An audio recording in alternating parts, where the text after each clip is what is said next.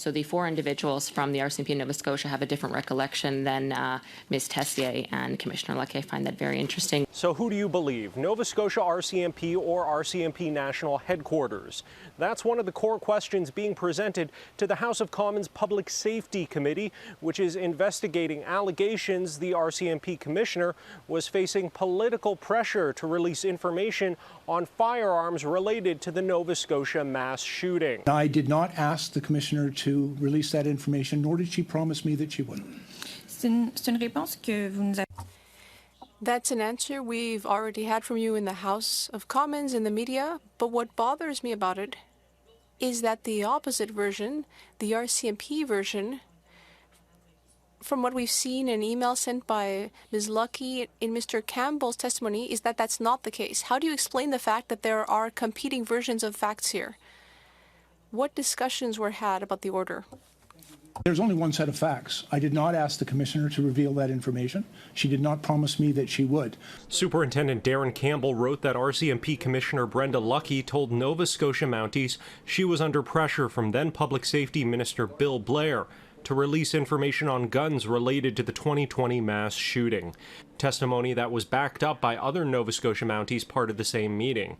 On Monday, Lucki said it wasn't so much a promise, but rather Blair's office asked if information on weapons would be included in the next news conference, and Lucki confirmed yes. So you used the word promise, correct? I don't recollect that. I may have. I'm not going to question Superintendent Campbell's recollection.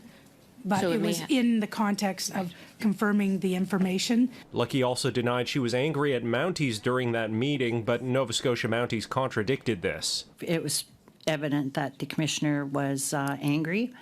No yelling, just you could tell. I know her well enough to know when she's angry.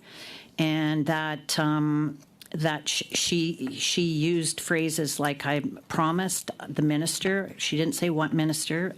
I understood minister, and that the caliber and the types of weapons that were used in the mass casualty would be disclosed in the press conference. Liberal members of the committee tried to underline the possibility of miscommunication as the core problem, but Nova Scotia Mounties say they had clear instructions from CERT, Nova Scotia Civilian Police Oversight Board, that information about firearms could be shared within the RCMP, but not the public and not politicians. Would you have released this information on the 28th with respect to the guns and caliber, etc.?